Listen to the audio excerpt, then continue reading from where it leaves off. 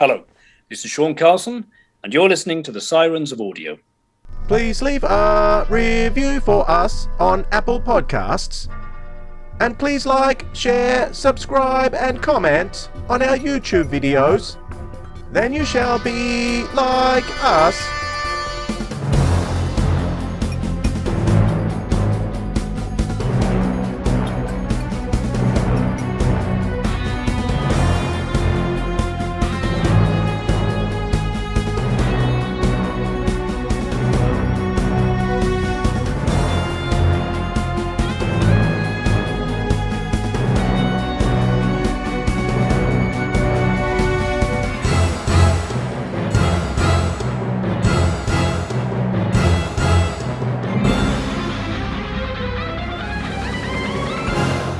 G'day audiophiles, this is the Sirens of Audio, the show that explores the universe of Doctor Who in the audio medium. I'm Dwayne. And I'm Philip. G'day Dwayne, g'day audiophiles. How's things with you, Philip? Things are great, thank you. That is great to hear. Today is a great episode because we are still in the 60th anniversary season of our podcast, and we are today focusing on 3 stories that were released in the 50th anniversary year by Big Finish. There was a trilogy of stories. Interesting how they do these stories, trilogies, Big Finish. They did the Villains trilogy for the 40th.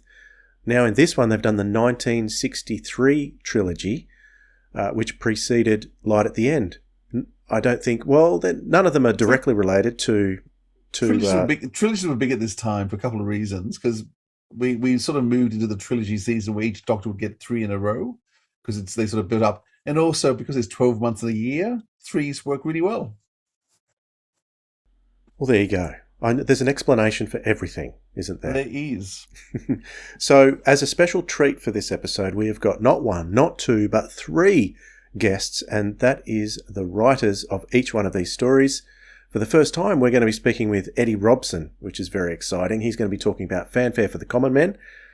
Jonathan Morris is going to be talking about The Space Race. It's a 6th Doctor and Perry story, and the 7th Doctor Ace and Countermeasures team story is called The Assassination Games.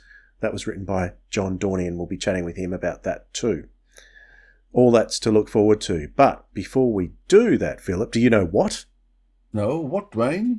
Oh, you do so. We have to jump down the rabbit hole. Let's go.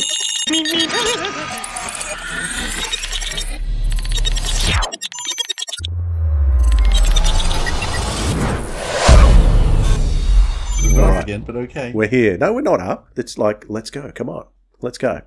So we're here. Thank you for joining me. And here's a question for you. 1963 was an eventful year, not just for the fact that Doctor Who started in 1963. There was another huge event that year. There was a few different events, wasn't there? There was the JFK assassination. Was that the year the Bay of Pigs invasion happened? Cuba? Well, it was Cuba the year before. Was that the year before? It was long before I was born, Dwayne. But okay. So there's certainly a lot of stuff happening in Kennedy's reign. Well, let's talk about when we were born then, because we were both born quite a while after that. So my question to you is, major events, sometimes they're referred to in Doctor Who. Is there any major event that's referred to in Doctor Who that you can recall, and do you remember what you were doing at the time? Oh, so do you mean stories of what I was doing when stories came out? Yeah, that sort of thing. Yeah, and if you remember the event, yeah. Events. Well, that's interesting. I can remember places better.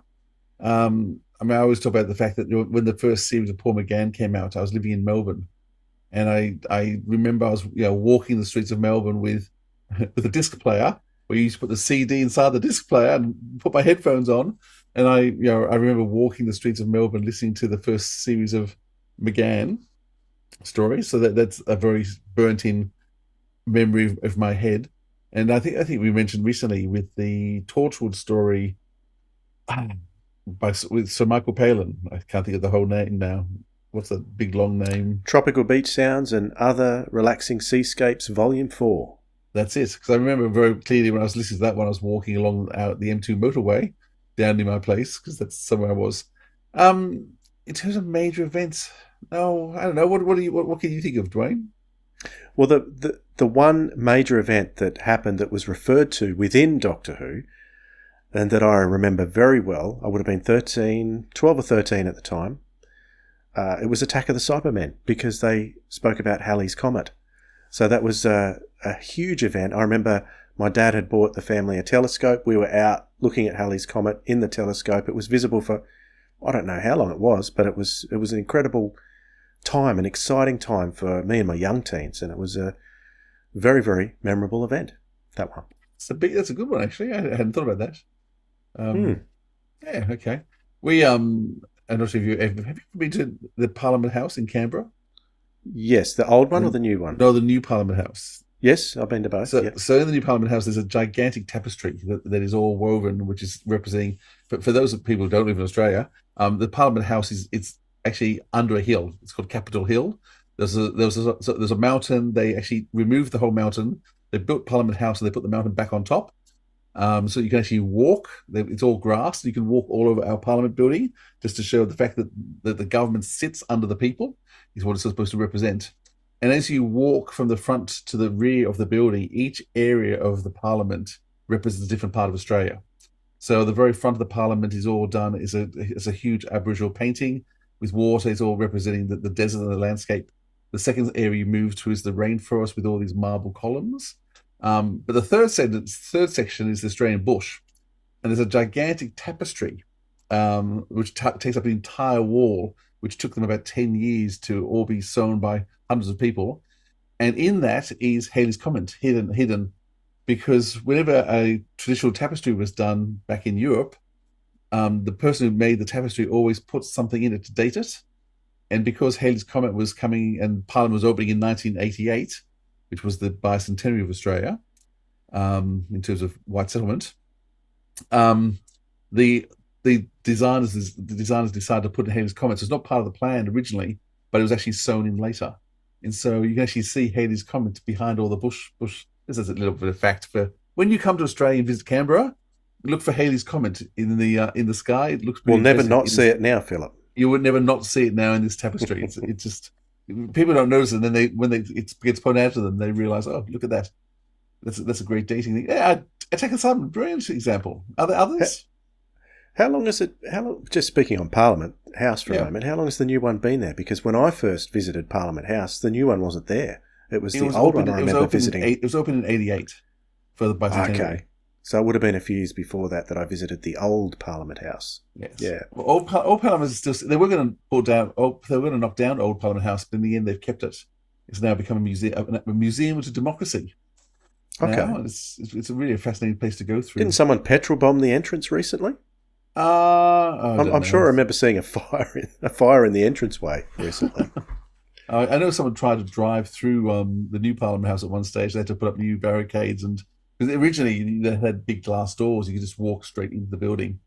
And unfortunately, since 9/11 and other things have happened, you now have to go through the side and through security to get in. It used to be every door could be thrown open, and you could actually see from the outside all the way to the very back through the entire building was set to be opened up, so you could actually walk through, see everything.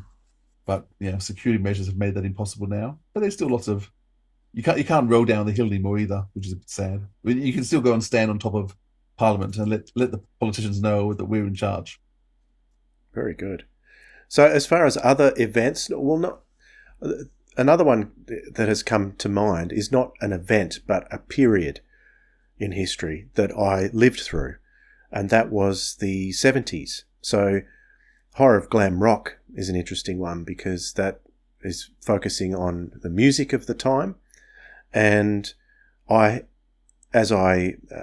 musical tastes developed, I came to love that period of music from 67 to 77. That's my favourite musical period of all time. So horror of glam rock always makes me remember those days and the costumes, the glam rockers, the prog rockers, the punks. There was a really rich musical decade, that one, the 70s. Whereas you were just listening to ABBA, weren't you? I was listening to ABBA and the Beatles and Queen and lots of musicals and other stuff. But yes. And my tastes are fairly eclectic.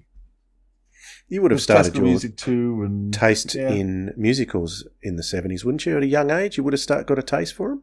probably Andrew Lloyd Webber. The first music I remember going and seeing was Song and Dance, Right. by Andrew Lloyd Webber. But also there was another music called They're Playing Our Song, which starred two Australian icons, Jackie Weaver and John Waters. And I still really remember going and seeing that. And then, it kept just snowballing from there. Phantom of the Opera and Les Miserables and all those sort of huge mammoth things, which now I'm much more into Sondheim. Yeah. Yeah. I mean, Doctor Who's always been interesting, but what it's done with music. Big Finish have done a story that's based on my favourite genre of music, which is prog rock. But it's one of those one episode ones, and I can't remember where it is off the top of my head, but I must dig it out and have a listen to it again because, there should be more stories based on prog rock. There's a few different musicals to choose from in Big Finish, but only one episode of prog rock. Yeah. Don't say anything, Philip. There's still not a lot of shows set sort of in our period of history. I guess it's a bit harder when people are still alive and those sort of things. I mean, Doctor Who's traditionally done lots of historicals, and but more and more things are moving closer and closer. It's a little bit off-putting. I'm seeing some of the stuff that's getting a bit closer to time. There's an ABC program at the moment called The Newsreader, which is all set during the sort of late 80s, and just watching look at the furniture and the fashions and think, oh, I had that wallpaper, and we had that couch, and there's things like that just slightly off-putting. Whenever you see something that's sort of set. It really wasn't that long ago. Well, really? It wasn't, but then it was. I mean, so, the three stories we're going to talk about today, that's 10 years, and I still remember them it feels like they just came out yesterday. It certainly does, doesn't it? Well, on that note, let's crawl up out of the rabbit hole, and I'll read the blurb for the first story that we're going to talk about, which is Fanfare for the Common Men. If you remember the 60s, they say, then you can't have been there. The Doctor remembers the 60s. That's why he's taking Nissa on a trip back to November 1963. Back to where it all began. Back to the birth of the biggest band in the history of British music. Back to see those cheeky lads from Liverpool. Mark, James and Corky, the common men. The boys who made the 60s swing with songs like Oh, Won't You Please Love Me? Just Count to Three, and Who Is That Man? The Doctor remembers the 60s, and there's something very wrong with the 60s if the Beatles no longer exist. Coming soon from Big Finish Productions, Doctor Who, 1963, Fanfare for the Common Men. Ladies and gentlemen, welcome the year's top pop sensation. This is what I was talking about, Nissa. Why is everyone making so much noise, Doctor? We can't even see them yet. This is what the Beatles inspired in people. Good grief. What is it, Doctor? It's not them. Who are these Beatles then? Are they another group? Yes. Are they any good? You must have heard of them. Nobody's as good as the Common Men. The Common Men! You haven't landed us in the wrong place, have you, Doctor? No, 31st of October 1963. This is definitely right. Something is very, very badly. Get down! Cheers. We've been the Common Men and will continue to be so tomorrow. Subscribers get more at bigfinish.com. So, Philip, what stands out to you about this story? I think that whole trilogy, it's an interesting concept in terms of wanting to celebrate an anniversary and deciding, well, we'll go for 1963, which is when Doctor Who starts. And so, getting three very experienced writers to pick three incidents in 1963, which were key. And so the first one that Eddie's picked is in terms of what was big and happening in the 1960s. Well, the biggest thing, well, aside from Dalekmania, bigger than probably Dalekmania, was Beatlemania, because the Beatles were just becoming bigger and bigger. Now, in 1963, they were still only just starting off, but of course, soon the whole era was going to be totally dominated by the Beatles. And so it's a natural storyline to go for, is to go with the Beatles. But we do know that, the Beatles appeared in Doctor Who in The Chase. But of course, when you're dealing with, once again, people who are still alive, because, both Paul and Ringo are both still alive. It's very hard to, well, where do you go and how do you take it and how do you play around with those sort of things. And so I think Eddie's done a really clever thing in terms of, let's take the Beatlemania, but transcribe it to another group. And of course, the group is described to people who know the very first episode of The Unearthly Child. Susan was listening on her radio to the Common Men playing a tune when I think Ian walks in on her, which of course is a totally fictional group, but it's just a very funny thing to actually take something that happened in that very first episode and then turn into a whole storyline. So yeah, in terms of my initial impressions with this, well, I love the music. There's singing in this, so some musical tracks, which it's hard for Big Finish to do because it's so expensive and so time consuming to put down music. But they managed to get 3 actors who could all sing really well, and some great tracks that were written for it. And so it's all throughout this you've got bits of songs, but really in the style of the Beatles. And so one of the great joys hearing artificially created Beatles songs. That's great. We've just had a new Beatles song released for the first. I'm not sure what you think of the new Beatles song that's just been released. But yeah, it's great having that sort of honor and picking up on the sort of strands of what the Beatles were, their sounds, their vibes, and to put into this group. What were your initial impressions? No, I loved it. I love the Beatles, and it's interesting. Our rabbit hole topic was talking about what kind of events were brought out in Doctor Who stories that we remember.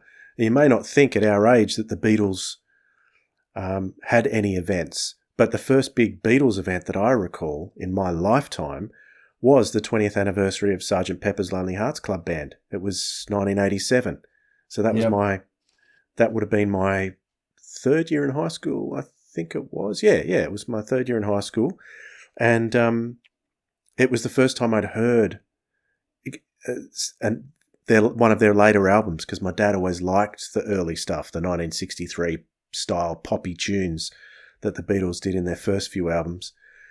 But I got a taste for Sgt. Pepper's and really explored the Beatles' later period on my own, because it was something that my dad didn't like. So in that sense, the Beatles, and there's always been Beatles events, hasn't there? That there's even during our lifetime, whether they were off doing solo things, whether John was he was assassinated. Paul McCartney's has done a big tour of Australia, and it's been huge, and tens of thousands of people. But I remember I slept overnight outside the Sydney Entertainment Centre 30 years ago to get tickets for Paul McCartney. And I was 4th row, dead centre. But I'd slept the night with a couple of friends so we could get those seats and see Paul McCartney back then. And I still think I'm slightly industrially deaf from Live and Let Die, because they had explosions going off and fireworks and the heat being generated by all this flame and the sound of Live and Let Die. It's still one of the highlights. I can close my eyes and see that whole song being performed. It was unbelievable. And Paul McCartney was amazing 30 years ago. And I heard he was pretty good even now, though I didn't go this time because, it wasn't, I didn't have the high 4th row seats. Fantastic. But as far as Fanfare for the Common Men goes, I really like the way this is a very timey-wimey story. We've mentioned it before that Doctor Who often doesn't deal with the effects of time travel at times, but this story does, and I really appreciate that. There's a quirkiness in Eddie Robson's writing that really appeals to me too. Every time I see his name, I feel a sense of quirkiness that I don't get from any other writer. So he always does something that's really interesting, I find, when he writes. So, it was good to be able to have a chat with him about this and a chat about some of his other stuff too, which we'll share down the track. Yeah. You do have to focus pretty hard on this because, as you said, it's timey-wimey and it's more than just 2 times, because the Doctor and Nyssa are separated for nearly the entire story. They actually have, that Sarah and Peter have hardly any scenes together. They're both working with other people and moving through time in different ways. You are constantly having to try and think, oh, hang on, where are we now? Who are we? And they're fairly short, punchy scenes. So you do really have to keep focusing on what's happening next. It is one that requires a lot of concentration. but it really pays off. And there's a lot of great moments throughout, but then a really good payoff at the end as well. Excellent. Well, on that note, why don't we bring Eddie Robson on and have a chat to him about Fanfare for the Common Man? So, Eddie, can you tell us how you came to be commissioned for Fanfare for the Common Men? Yeah, now this was this took a while actually, because the idea was actually suggested to me by a writer called Dara Carville, who writes for TV, who is a Who fan who created a show called The Bay, which is on ITV over here. Um, and he's also a big Beatles fan like me, and he'd said, "Why don't you pitch to Big Fish? They've never done like a Beatles story." And he thought like a good place to locate it would be pre-Fame. Um, in when they were in Hamburg. And I thought that was a good idea. And I floated this with Big Finish. And they were a bit, oh, no, maybe. But they were a bit, I can't remember which came first, whether they kind of put it on the back burner and said, oh, maybe we'll talk about it. Or they came up with this idea. It would have been Alan Barnes who came up with this thing, because he'd said, we're a bit wary, understandably, of doing anything that intersects with real people who are still alive. Because it's not that you legally can't, but it could get you in hot water potentially.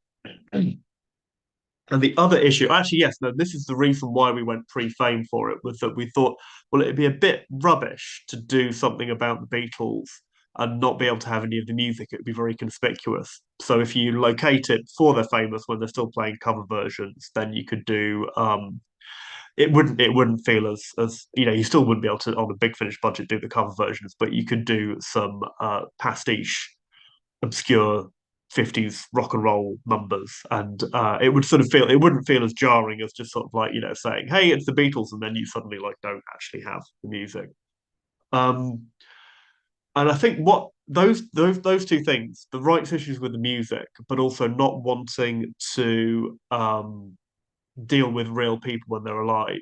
I think it was Alan who came up with the solution that would solve both of those, which was, what if it's about the Beatles being kind of time rammed out of history?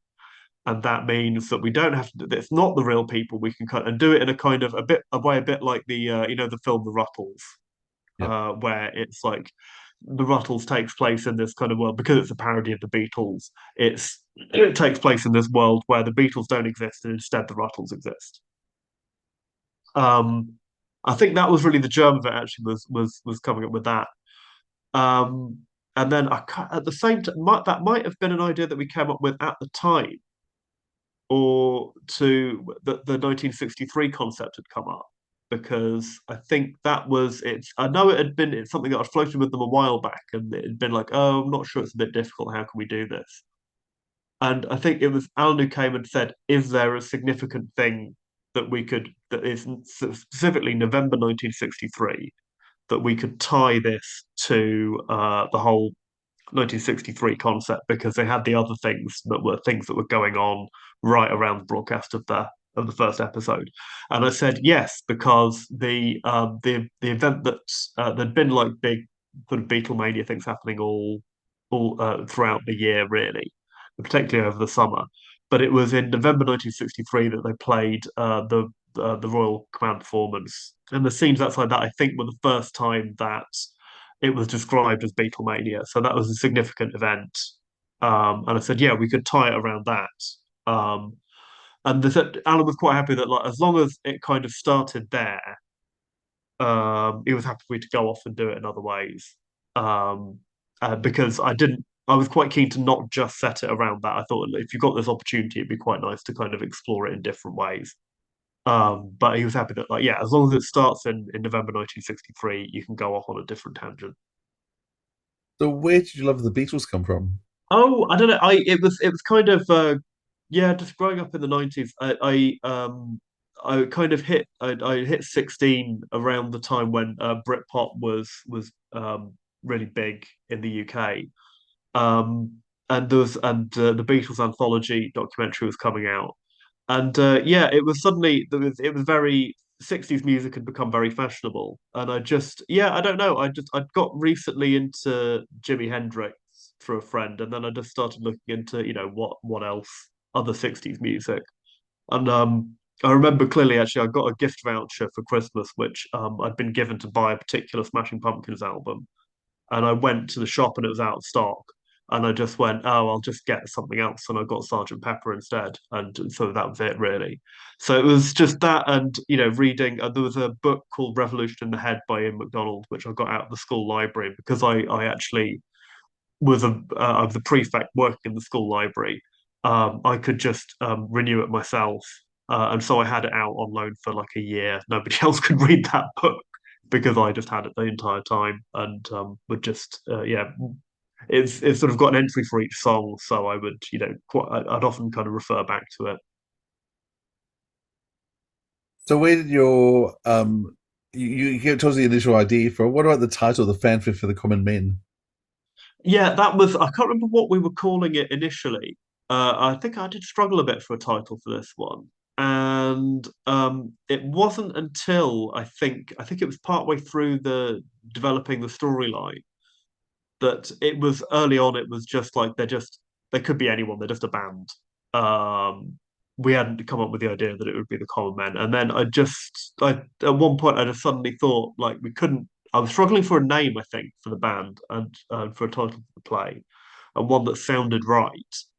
Um, and then I just suddenly said, "Oh, what if they're the Common Men? Can just give us another link into the first episode because we don't know anything about them." Um, and yeah, and everyone just thought, "Yeah, that's great." And then and I think the title after that came from Alan Barnes. He said, "Oh, why don't you call it? Why don't you call it that?" So yeah. Then you've got the links with the Beatles appearing Doctor Who in the chase. You've got this backwards and forwards between the two. I guess the big 60s institutions. Yeah, and we'd sort of decided we'd established that this group did exist in the Doctor Who universe, even when time had been put back as it should be. They're still there. They're still part of everything. So how do you go about constructing a story that's so timey-wimey complex? How do you plot it out and plan it out? Yeah, it was the main thing I wanted to do was because to get the most value out of the concept, I wanted to do the Beatles in different time periods, and I thought, well, I'll do an episode on each. And when I broke it down, I wanted them kind of quite spaced out to represent all the different phases. So I did, Beatlemania, I did 67 psychedelic era. I wanted to do the breakup and then actually and go back to the original concept, which was to see them in Hamburg. And that actually just fitted quite well, I think, in the end, because when you get to the point they realise that everything's unravelled and they have to undo it at source, um, that was the logical thing to do, was to kind of do it progressing through time chronologically, and then at the end they have to go back to 1960 to try and sort it out. And that was another thing that worked because knowing things about the Beatles' history, there were other groups from Liverpool who were in Hamburg at the time, and so that was quite easy to make that like the nexus point of like that's when things changed, and that's when they took over, because that was basically when the Beatles got good, was when they went to Hamburg. They hadn't played loads of gigs before then, and they were a bit rough and ready, and they were not known in Liverpool as being a particularly good group at the time. In fact, when one of the other Liverpool bands who were in Hamburg heard that the Beatles were being sent over, they sent a letter over saying, "Don't send the Beatles. It'll just ruin the scene if you send over a rubbish group like the Beatles." And yeah, but it was those hours of playing in Hamburg that turned them into a really good group. And then when they got back to Liverpool, the difference was huge. And so that was the obvious point to kind of to make it work. I mean, I think with changing history stories, there's always a question of when history changed and like how people notice. And I'm never sure whether that completely logically makes sense. I think you just have to sort of not worry about that too much. Um, yeah, like why the Doctor lands at this particular moment and finds history has been changed, and why he's never had that happen before, I don't really know. I think just for the sake of the story and exploring the kind of the alternative past. You just have to kind of say, well, it just does. It just happens.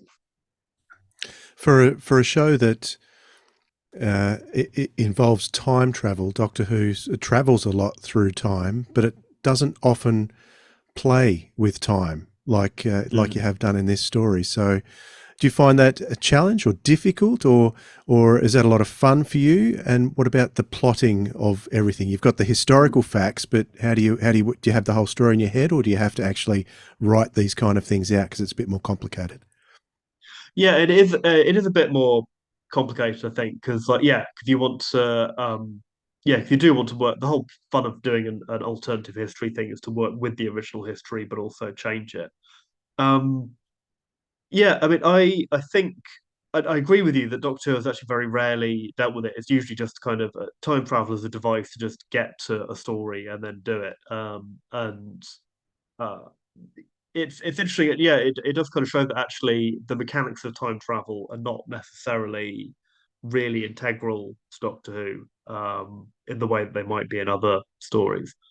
Um, I think the biggest challenge actually with these things is making it feel like something of importance has happened afterwards. Because if the Doctor just goes back and just undoes it, then it can feel a bit sort of unimportant, really.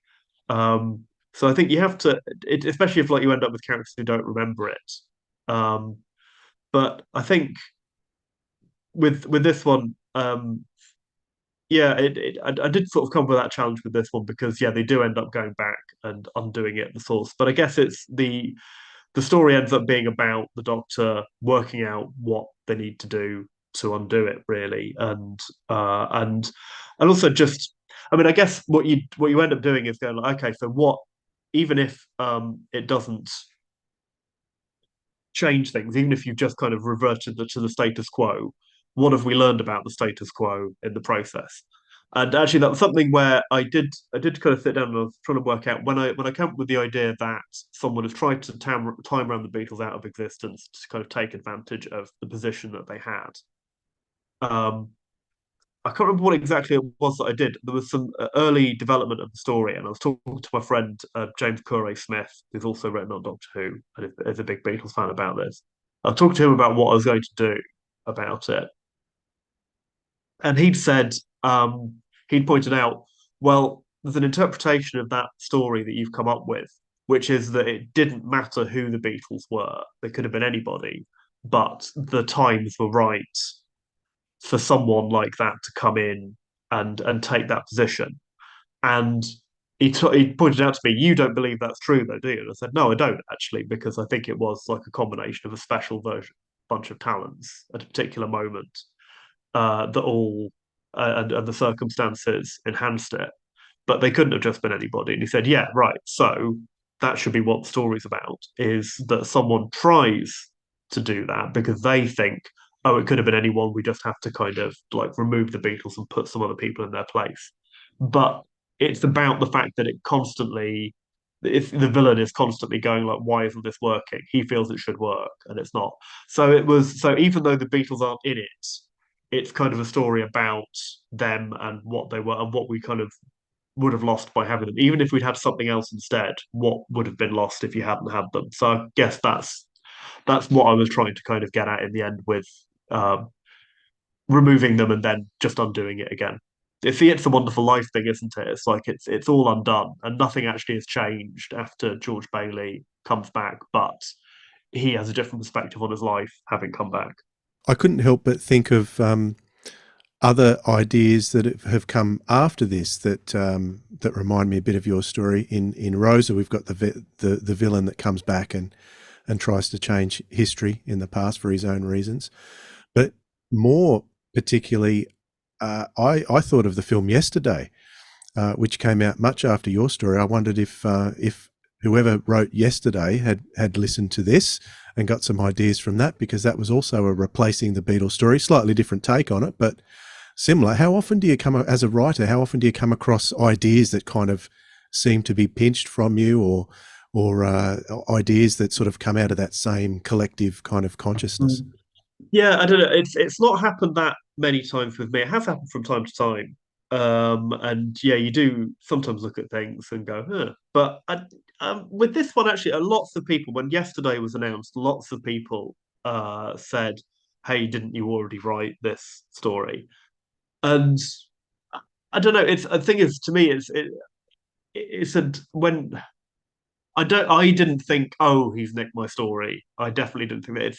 I do think, as you say, it's a collective consciousness thing. It's not a completely out of the blue thing to kind of think, what if a big thing that happened hadn't happened? And yesterday I've not seen yesterday because I actually think it will probably just annoy me as a Beatles fan. Because like even just hearing of the concept, I was just like, how does like so if everyone's just forgotten the Beatles, then where have everyone's Beatles records gone? Because apparently that's what Curtis said. But like, wouldn't the world be really different if the Beatles hadn't happened? It was like, oh, okay, but that means it's not that they just people have just forgotten the songs and are like, well, has Paul McCartney just woken up and wondered why do I live in a huge house and like what are all these records that I've been making for 60 years that I can't remember? Yeah. So no, I didn't watch that, but it's a very different take on it. It is like someone I know there is that thing of like someone trying to take the place, but it's a fundamentally different thing. And actually the question which I found, because actually yesterday I think was originally the guy whose script it originally was, he had a different take on it as well, which was that someone finds that the Beatles songs don't exist and he goes, well, I'm going to record them all, and then he's frustrated because he still can't get anywhere with them because they're out of context. Like they're still great songs, but it's a different time and they're not going to suddenly make him famous like they made the Beatles famous. um and then Richard Curtis just threw that out and came up with a completely different take on it. So yeah, it's just an irresistible thing, really. It's not something I really worry about. I've done so many things. I've pitched so many ideas. Like the whole story of my career in TV has been going to people and saying, "How about this?" And they go, "Oh, we like it, but we've got something similar in development." And people always have something similar. There's always a similar idea out there. So it's something I feel like it would be hypocritical of me to get too worried about that and to get angry about it. Unless it's a case where you feel like, yes, that's definitely, you can just sort of see the shape of your story underneath. But I've never encountered that really. Music plays a huge role in this story, and I guess Barnaby Edwards was the natural person to come to direct it. And the music score by Howard Carter is just classic in terms of how he managed to catch it, and there's even songs, which is very unusual Big Finish. Were you happy? Were you happy with how the production was actually put together? Yeah, I was really happy with that. I mean, it was something where they did ask me, "Do you think you could write the songs?" And I'm like, "I have no musical ability at all." So yeah, Barney did the songs, and he did that. It was very clever because he not only went on a Beatles pastiche, but he also said, "Well, on top of that, and to make it a little bit different, we've heard a bit of the Common Men's music in An Earthly Child, and the style of that track that they use to stand in for the Common Men is very like the Shadows." And so he said, "So what if we kind of say they're a band? If we try and merge what the Beatles were doing in 1963 with the kind of records the Shadows were making in 1963 and trying to come up with something that was halfway between the two," which A, made sense, and B, I think just kind of meant that it wasn't too close to either that anyone might have kind of wanted to sue us over it. It was sort of, it gave it its own feel. Is that why you had the line, "Don't tell Cliff Richard"? But I actually might have had a go myself. A couple of years ago, as a sort of pandemic midlife crisis thing, I started learning the guitar, and I think I possibly might be able to knock out some Beatles pastiches now. I would have been tempted to do it myself if I was doing it today, but I certainly didn't have the ability to do it back then. I wouldn't have done it as well as Barney did it. So yeah, as I say, I think they did a fantastic job because, as I say, the big stumbling block with the story was always, what about the music? What do you do for music? And they on the resources that we have, because music is so expensive, especially when you're dealing with it on you release these things on CD. So for licensing purposes, I think they are often discounted as like, well, it's not really any different from a music CD. So which I think like makes it more difficult, if anything. Um, and they did a fantastic job of giving it a kind of a whole sound that evokes the Beatles in the period. I mean, the harmonies are just perfect. Now, the thing that struck me listening to this again was the scenes are so short. It just moves from scene to scene to scene to scene. What was the choice in making such very quick changing scenes all the time? I don't know actually. I didn't.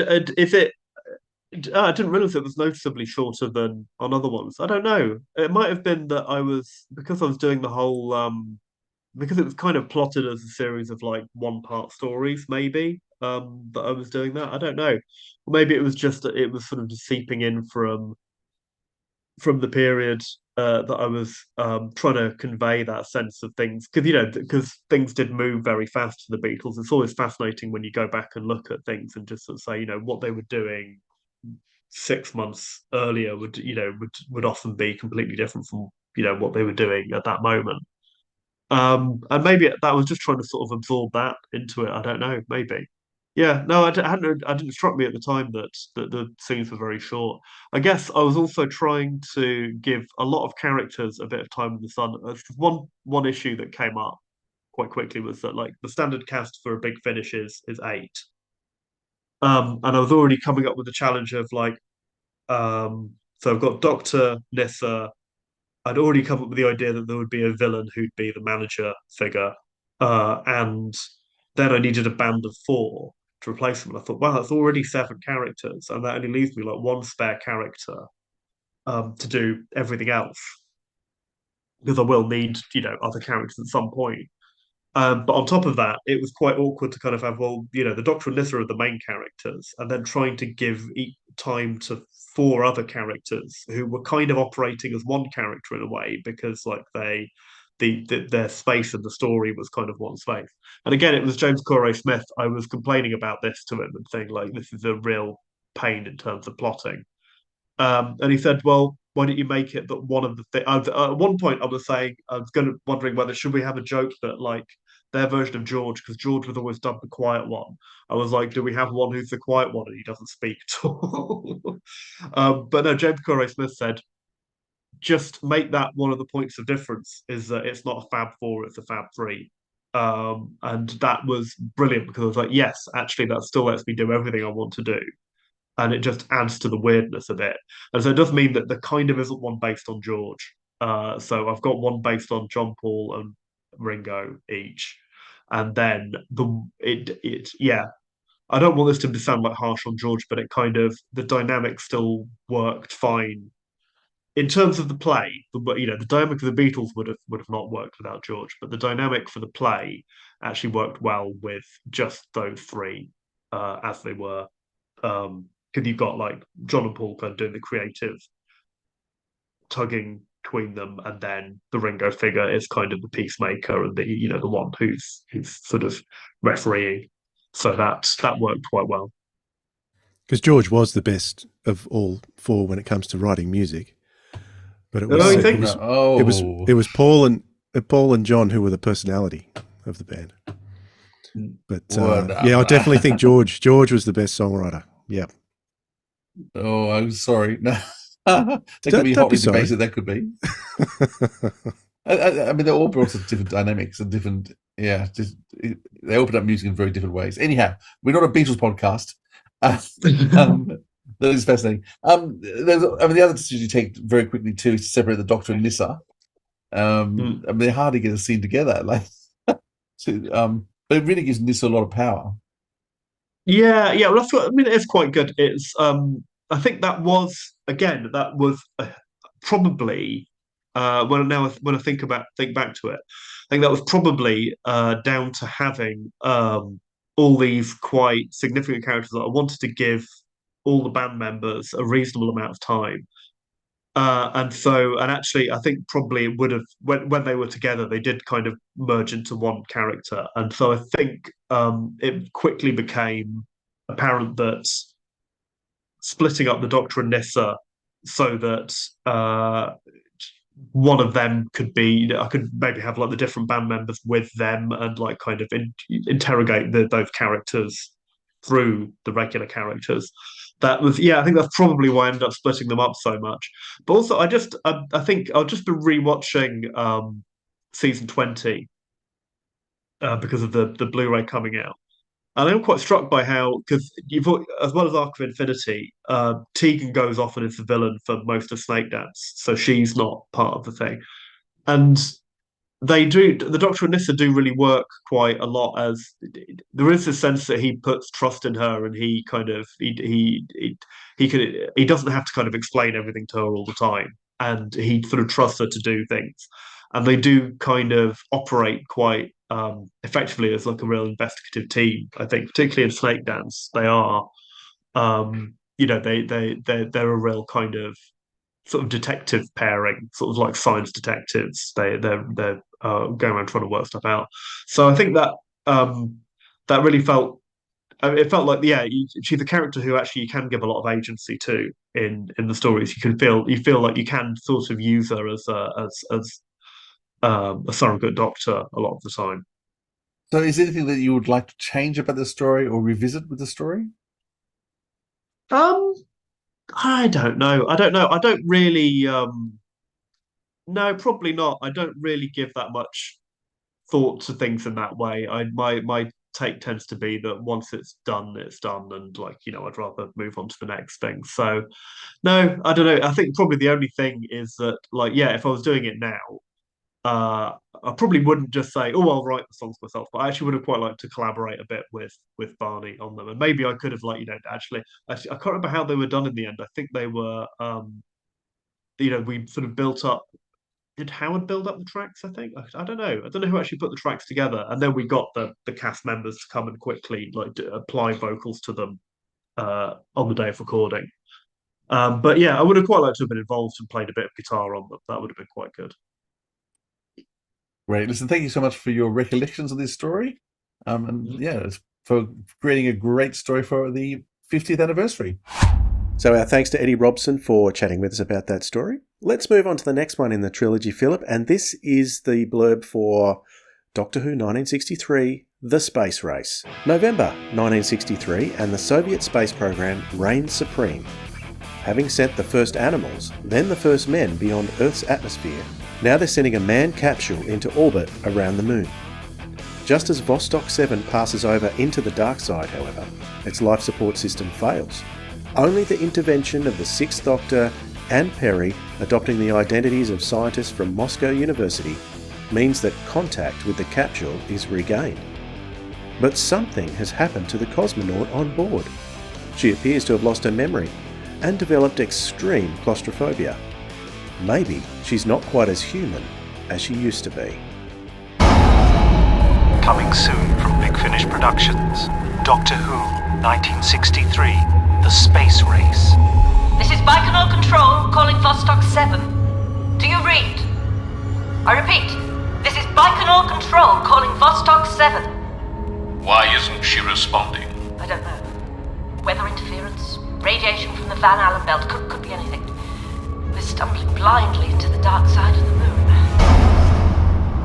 Let me out! Hello, this is the Doctor. Who are you? A friend who wants to help. You will let me out of here? As soon as I can, but I need you to help me first. No! Let me out first! Let me out now! There it is!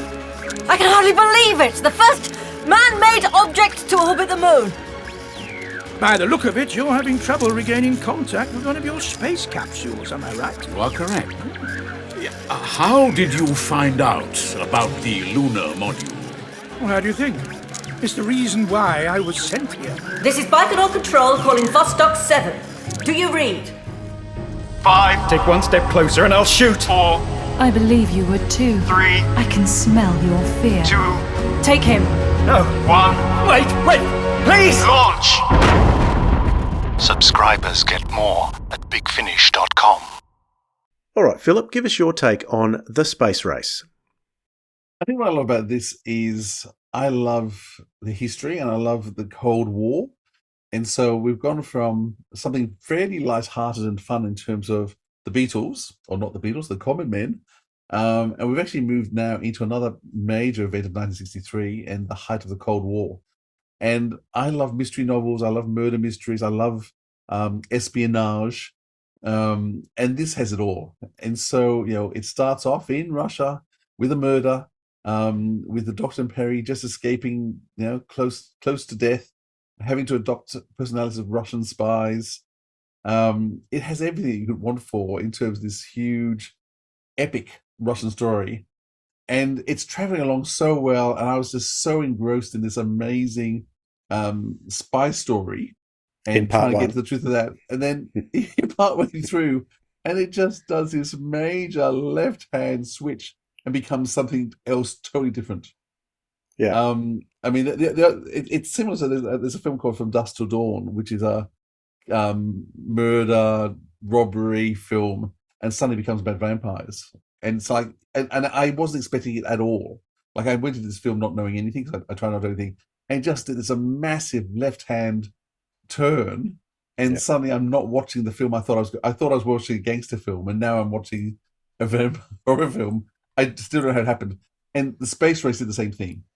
I thought I was watching a Russian Cold War spy espionage story and listened to that, and it suddenly becomes something totally different, extraordinarily different. So, are we going to spoil it? Are we going to spoil it? I think we do when we chat with Johnny, don't we? We do anyway. Spoilers, guys. Make sure you listen to these stories if you don't want to be spoiled. Otherwise, it doesn't matter that much. But it suddenly becomes talking animals and aliens, and it is bizarre, the change that happens. But it's so enjoyable anyway. But it gets more and more busy as the story goes on. A very complex sort of web of tales all comes together at the end. It's both busy, but then you have these huge periods of nothing, because there's space travel done in real time.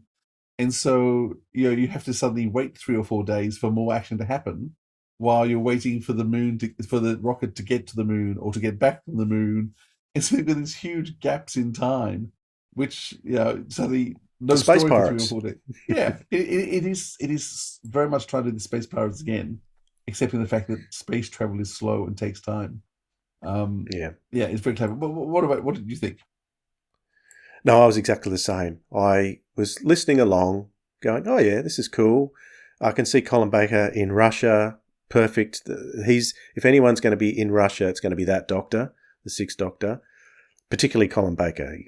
We've heard him do Russian accents before, so he would fit into that world very well, even though they didn't do accents in this. No, the ordinary. Yes. There was a voice in there, and I didn't look at the cast list before I started, but I was convinced that the actor who plays General Mikhail Leonov was Martin Jarvis.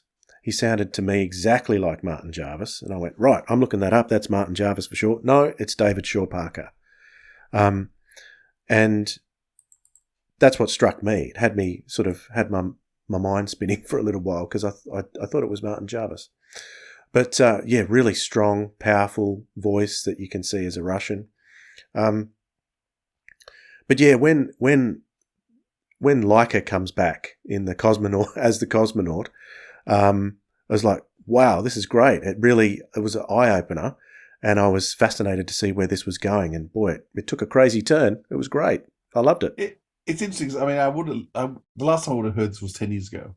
So, back then I was subscribing every month. I was listening every month, but I didn't go back and listen to these a second time. Usually I was just a bit too busy.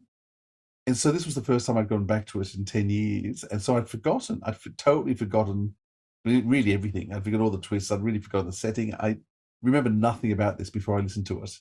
And so it's just lovely surprise after surprise. And I don't remember it from the first time at all. But yeah, it was really great this time. You just mentioned David Shaw Parker. He'd actually come back in the Stranded series as Ron Winters, as one of the neighbours. Right. So he's also done a lot of Survivor stuff as well. Yeah. But yeah. Very cool. Throw that in for a bit of trivia. Excellent. Well, we had a bit of a chat, as we mentioned earlier, with Jonathan Morris about this story. So let's have a listen to that now.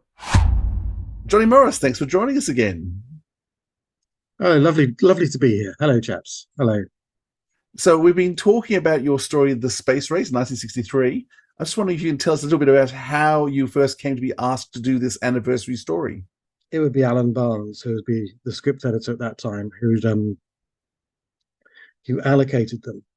And I think it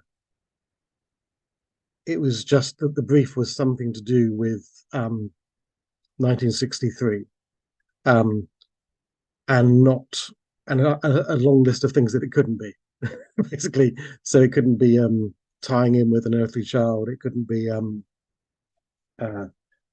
bringing back old monsters. It had to be new. And I think my brief was the Sixth Doctor and Perry as well, because I think, and I couldn't do the Beatles either because I did pitch that straight away. It was like, no, Eddie Robson's doing that. So it was trying to think of other stuff that was going on then, that I could sort of tie my story into. And so I came up with the idea of it being about what was happening in the space race at the time, because at the time I think they'd had stuff like Yuri Gagarin had been up in space, and I think the Russians had done their first spacewalk around then, and the Americans were behind. You know, they hadn't really got anywhere.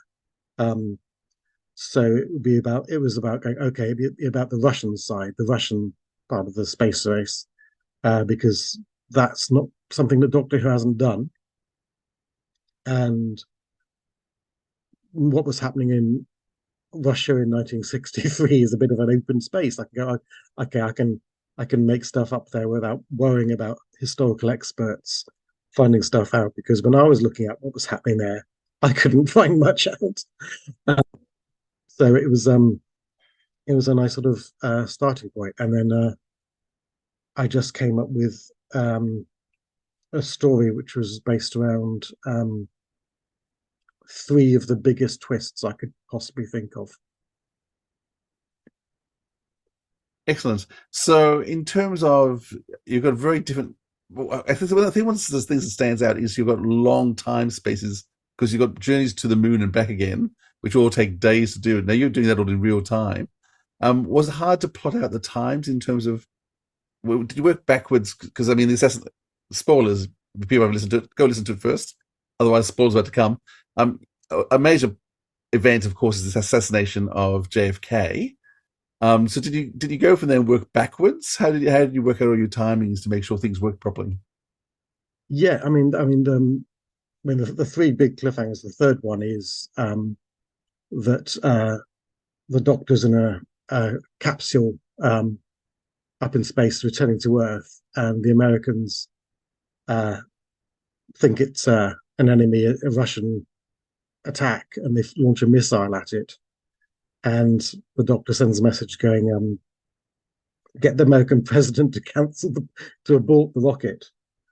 And I think the message comes back going, he will, just as he's finished his parade through Texas. We'll get him to do it straight away.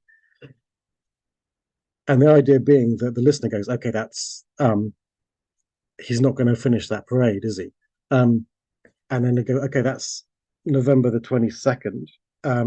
And I'll work backwards. And yes, I mean, using the technology available at the time, traveling to the moon and back would take about 5 days or whatever, depending on those things. So that meant while the Doctor was off traveling to the moon, I could do time passing on Earth. And so what became a small threat at the beginning, which was, one or two augmented animals taking over the cosmodrome. After 5 days, it could be the whole cosmodrome has been taken over and the remaining humans are besieged within the main sort of control center. So it actually gives you a way of making things plausible in a way that it takes longer, because you go, that could have happened overnight, but that would be a bit implausible. But after 5 days or whatever it is, everyone's getting a bit claustrophobic and frazzled, and and Perry's sort of taken charge, but she's sort of risen to the occasion quite a lot. And then sort of going back, the whole sort of thing is, I think in part one, I do give the date so that it's like November the 11th or something. It's like 10 days away. Yes.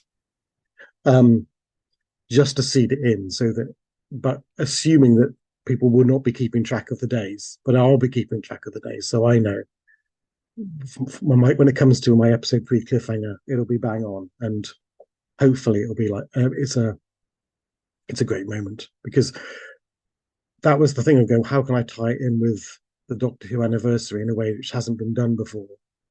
And the Kennedy assassination has been done in fiction, science fiction quite a lot, in terms of stories about time travelers going back and trying to prevent it. And I didn't want to do that because that's sort of it's been done so much. So I was trying to think of a way of incorporating it into the story without it being something people had heard before. I did notice you didn't commit yourself to how he was killed, though. It was still, history says it was done by this way, but I need to go check still. You're still open to those conspiracy theories. I did notice that too. Yeah, I mean, there are certain things in when you write things, you worry that you might be treading on someone else's toes. That someone's got a really good story out there they want to tell, and I don't want to sort of annoy them. And the same with the moon landing. I have the moon landing at the end, and again, I don't want to sort of.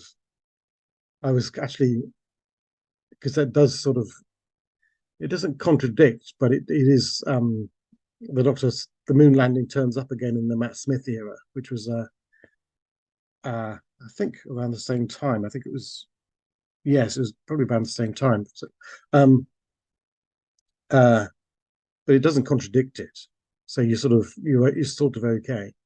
I mean, that said, the story does tear up established history quite a lot in terms of going that the American space program, as we discover in the part 2, was actually massively advanced, and they already had a moon base on the dark side of the moon, which is my part 2 cliffhanger. Just going.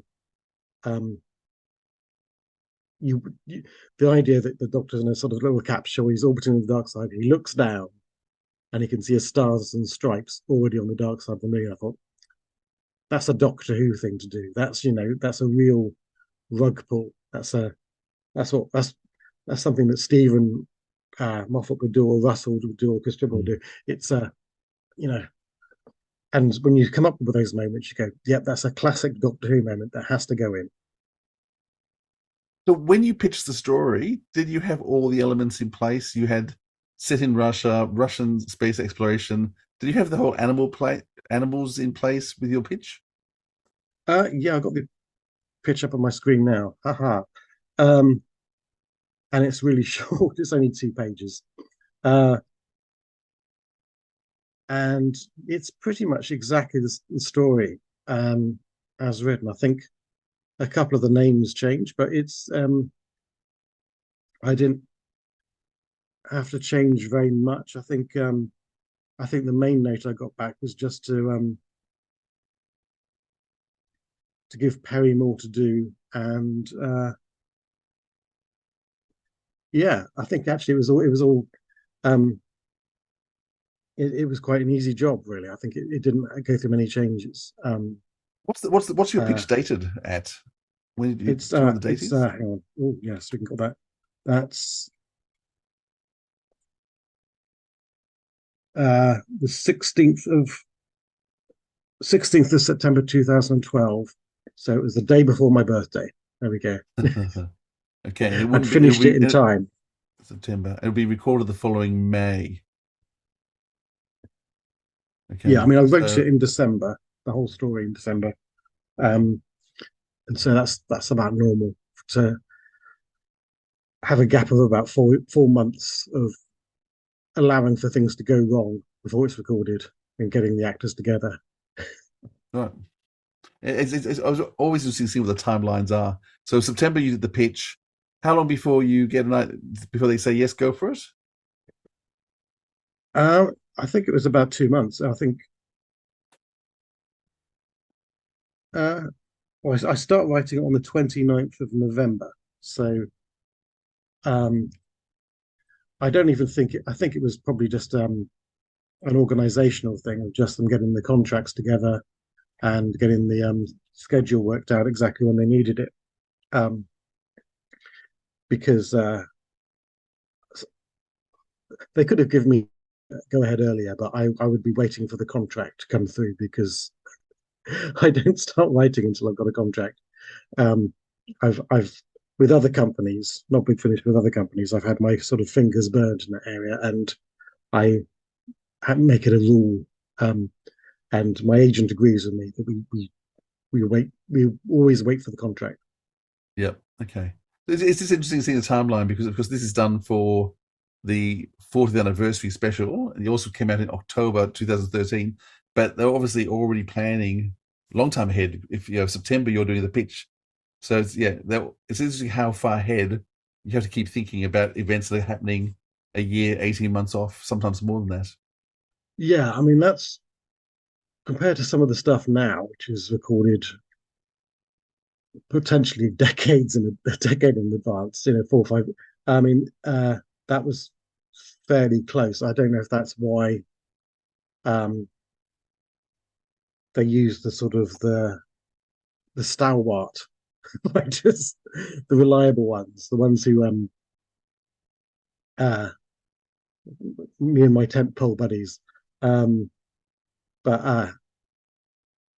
I think that it didn't feel like rushed or late or like I'd no time. It was just it was lovely to be involved with it, and to be involved with it in a different way, because everyone expects an anniversary to be bringing stuff back, bringing back old companions or doctors or monsters, but these was like an interesting. Each one was like a different take on let's do something different about 1963, and it's that thing you always have, which you try and do with Doctor Who, which is even if it's not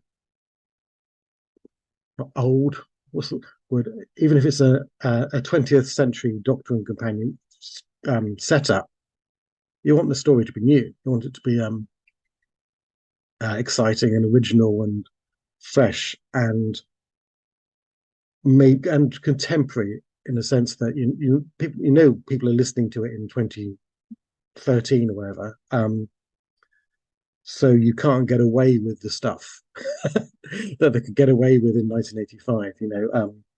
The obvious one is how Perry is characterized. I mean, I didn't even need to be asked to go, okay, the Doctor goes up in the rocket and has one sort of plot thread, and Perry should be have agency and be proactive in her plot thread. She should be, like I said, rising to the occasion. Because you can't do the sort of stuff where the companion just sort of screams and points at things before they appear and asks dumb questions. I mean, I wouldn't want to write that, really. It'd be very boring.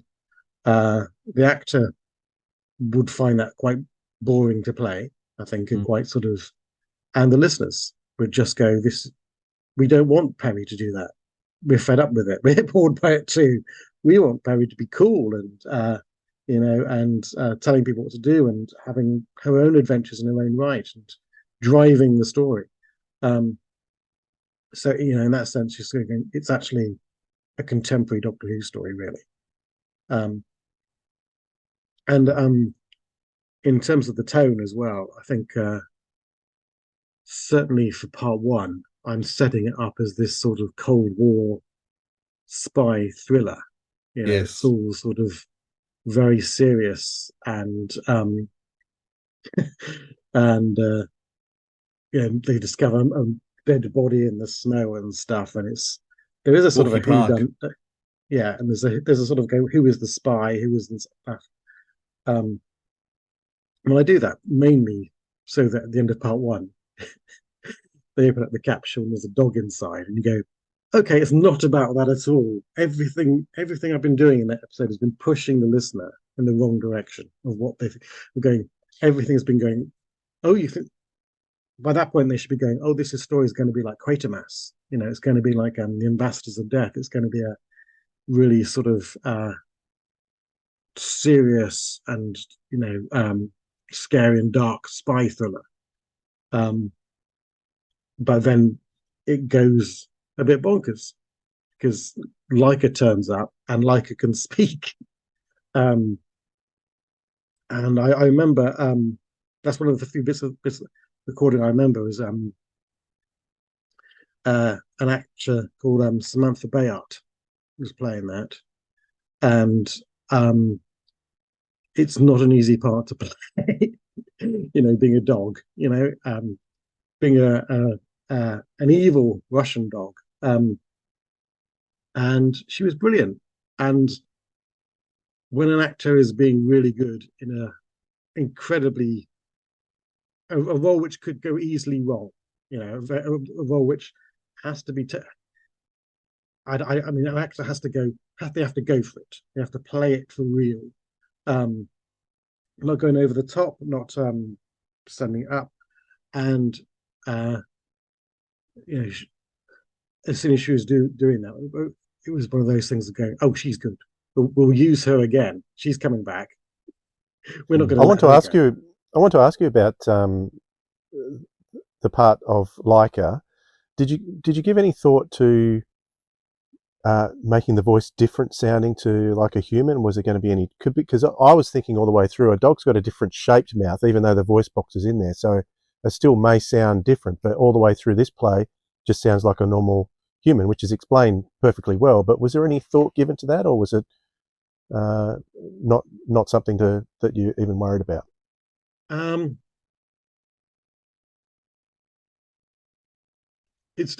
was worried. I think. I mean, firstly for the cliffhanger for part one wouldn't work if it was an alien voice, because you'd be opening up the capsule expecting an alien, and you needed to expect it to be the cosmonaut. Yeah. And secondly, I was just worried that a bad actor would be going, "I'm going to get you, Doctor,"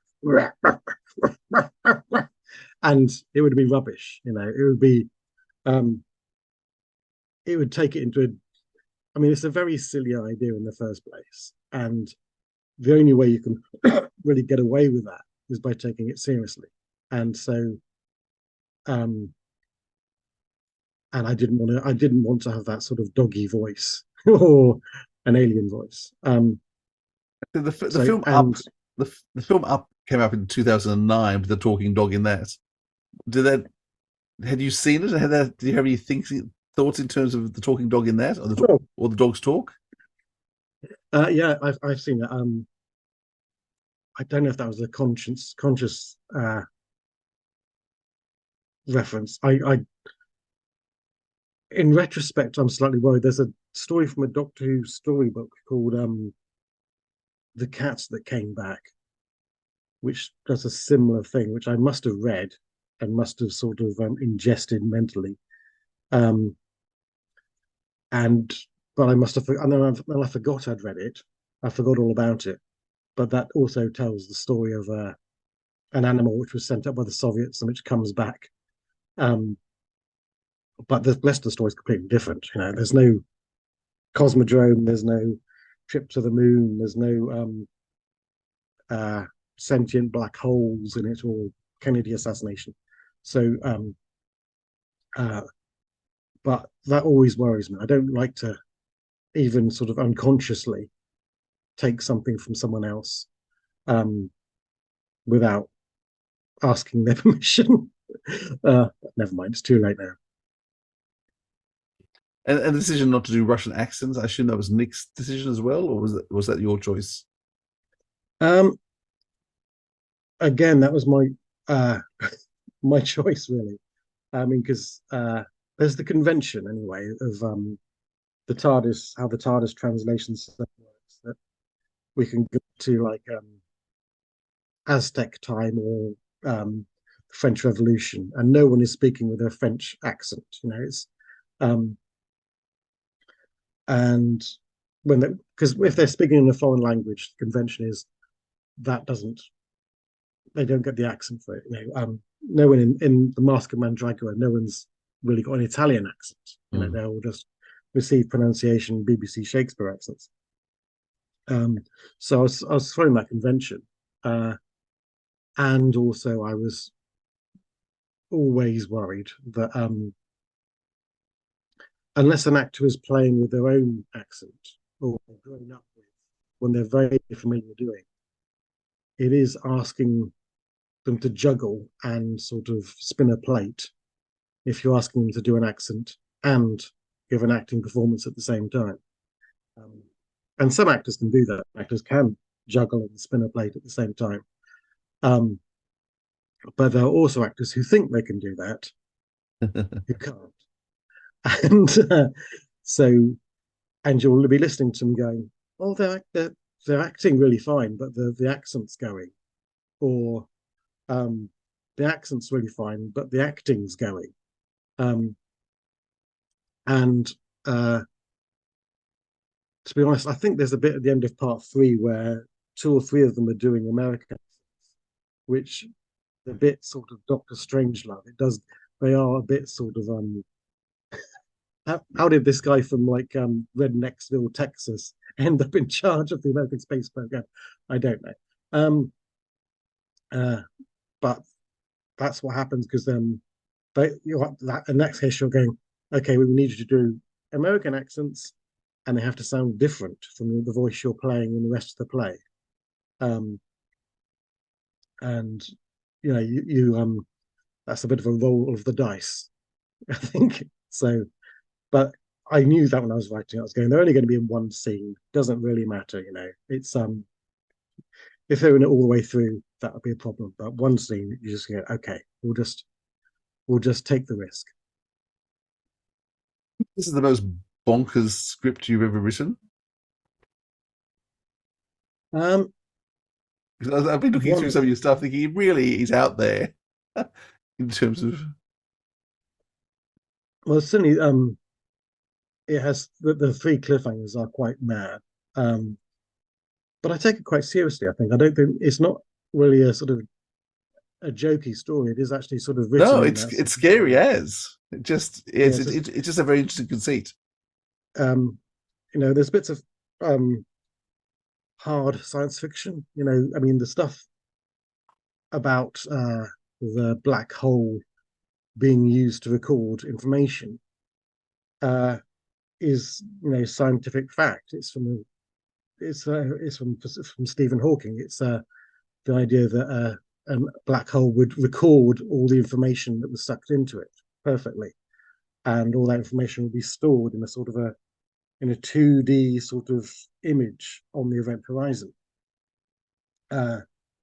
So you would use a black hole as a probe, as a recording device. Is not that it hasn't been done as far as I'm aware, so I was quite proud of that. But there's a story coming up called Fugitive of the Daleks, which is even madder. I've topped myself with that one. I think that one is I mean, people have already gone, oh, it's not, Johnny's just doing the chase again, isn't he? Okay, well, that would be quite a mad thing to do. That would be a mad starting point, but I'm not going to just do the chase again. Oh, no. I'm going to go far beyond that. So Nicola has a real passion for animals and caring for animals. Were you trying to get across any of we need to be better stewards of and carers for animals in that, or was it just in a convenient storyline? Well, I'm an animal lover. I like animals, but no, really, I don't think so. Good story. I think actually it was much more of trying to make people,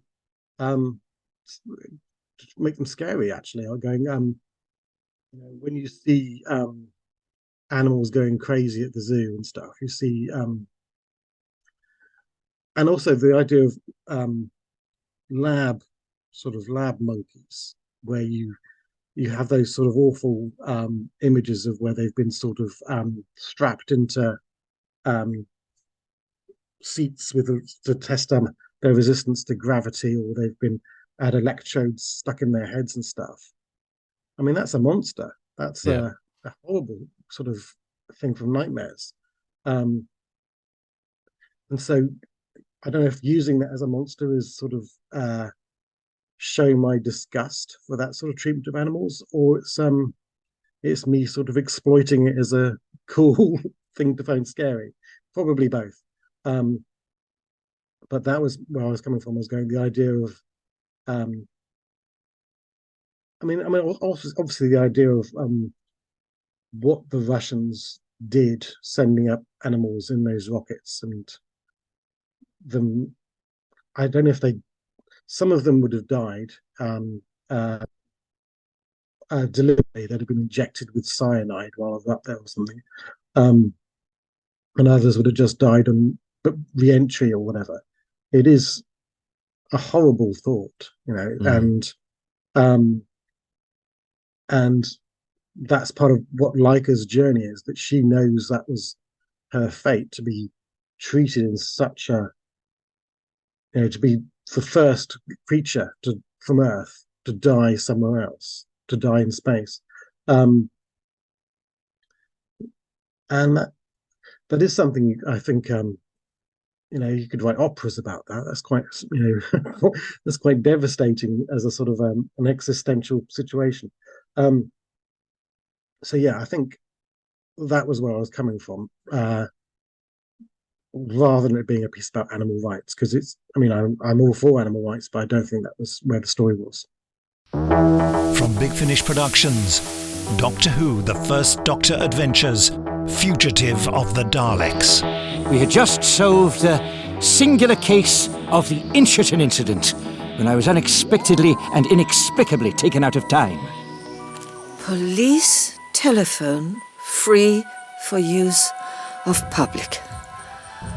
Yes, it's the TARDIS. Everything. It's just as I remember. Oh, thank you, Chesterton. Most kind, my boy. Most kind. I'm not as weak and feeble as I look. The people here certainly seem to know their onions. Highly advanced technology. So you see, you must take us with you. It's some sort of scientific research station observing a dying red giant. You will deliver the Doctor to us, or you will be exterminated. I hoped I'd never see them again. Never see who again? Those things. The Daleks. Seismic detectors indicate we are 1 mile beneath the planet's surface. The most evil, ruthless beings in the cosmos. Fire! Fire! Sustain fire! It's some sort of camp, but everything's been smashed up, burned. Yes, indeed. There's been some kind of catastrophe here. The Sioux are encamped somewhere near the Little Bighorn, and I don't want any nasty surprises. All Daleks prepare to disembark! It's your fault. You're making me nervous. Paramount success! Anti-gravitational magnetism. Most ingenious. Has the Doctor's time machine been captured? Goodbye. We're in the Daleks' time machine. Run! It must have reverted to its original programming, which means the child is in terrible danger. Then what are your orders? You are to be taken to the Dalek Supreme. I'm honored. Everyone in this city will soon be dead. Your wish to die will soon be fulfilled by a nuclear bomb. The TARDIS can look into your heart and see not what you want, but what you need. I need to be with you. Big Finish, for the love of stories. And once again, thanks to Jonathan Morris for taking some time to have a chat with us. It's always great to get his stories, and I love it when these authors come on and say, I don't remember too much about that. And every time we start talking, it drags up those memories, and they remember more and more the more we talk. It's really Johnny nice to listen to. Big paper trail too. He seems to have kept every email, everything connected. So I think he'll be a whole archive. At one stage, he wanted to write a whole book on Johnny Morris's stories. Exactly. All right, let's move on to the next story, which is 1963, The Assassination Games by John Dorney. London, the end of November 1963, a time of change. The old guard are being swept away by the white heat of technology. Political scandals are the talk of the town. Britain tries to maintain its international role. Fanatics assassinate charismatic politicians, and Group Captain Ian Gilmore is trying to get his fledgling countermeasures unit off the ground. When his life is saved by a familiar umbrella-bearing figure, he knows something terrible is going on. Whilst Rachel investigates an enigmatic millionaire, and Alison goes undercover in an extremist organisation, Gilmore discovers a sinister plot with roots a century old. The Doctor and Ace are back in town. A new dawn is coming. It's time for everyone to see the light. Doctor Who, 1963. The Assassination Games. Starfire, what a needlessly melodramatic name. Something the matter, Gilmore? Nothing, Sir Debbie. Come along, man, spit it out. If you really want to know, sir, everything. Mutually assured destruction is a powerful threat, but that's its very problem. No one truly believes another country will voluntarily take an action leading to its own inevitable destruction. But an action it will survive, well, that's a different matter. If nothing else, it's a huge leap of technology. Well, I am a minor-level genius. T-minus 5 minutes. I might be able to get around it, but it'll take time. Even then, it's not certain. Use this. What is it? One of the Doctor's gizmos. That'll distract the system. If you say so. And it appears to work. Wicked. T-minus 2 minutes. You're going to kill millions! I don't want people to die! What did you think your missile does? Smack the enemy on the bottom and issue a stern reprimand? T-minus 1 minute. You've got me here. I think I deserve some answers. Why don't you tell me what's going on? You know, Group Captain. T-minus 30 seconds. I've absolutely no idea. Mess with us, and the flames of heaven will rain down upon you. Hence the missile's name. I've taken the fires of the gods themselves. You're a modern Prometheus. Quite. I just blow things up. Though I'd prefer it if you didn't feel the urge to blow up a nuclear missile. T-minus 10. Who are you? No one of consequence. Whoever you are out of your depth. You're a dead man. You might very well think that. I couldn't possibly comment. Subscribers get more at bigfinish.com. I think you'll find that's victory. Thanks for playing. Better luck next time. All right, Philip, so this is the third one in the 1963 trilogy, and it is. Do you want to go first? Countermeasures. No, you are going to go first. Go. You always go first, though. Well, exactly. That was to say you should go first this time, but you were just going to do it anyhow, so that's good. Go for it. Yeah, well, Countermeasures has been going for a little while by this stage. So this is like a prequel to Countermeasures, but a sequel to Remembrance of the Daleks. And looking at the blurb that I just read, it's almost happened the next week, because if in Remembrance of the Daleks we've got Doctor Who being touted as coming onto the screen, that would have been the end of November 1963, and this is set the end of November, so it was like almost days after the events of Remembrance of the Daleks that this took place. So very, very interesting, and it starts out with Sir Toby Kinsella, who we know from the first box set, and I haven't heard it for so long. I really need to re-listen to Countermeasures again. But Toby Kinsella was a character that was introduced specifically for Countermeasures, played by Hugh Ross. And what a fantastic character. He's just got that silky smooth, sort of slightly untrustworthy voice that you never quite know whether he's telling the truth or not. You're never quite sure whether to trust him, but you just sort of can't help yourself. He's so self-assured, such beautiful casting. And yeah, so the first episode is heavily centered on the Countermeasures team, and I love the cliffhanger. I love the cliffhanger to the first episode with the Doctor being introduced to Captain Gilmore. He's situated himself in the government as a minister. So that was pretty good. And then the story continues on there, becoming more and more Doctor and Ace centric. So yeah, I really enjoyed this. A really cool bunch of villains created by John Dorney. and which we'll talk about a little bit later with him too. Just a really enjoyable story once again.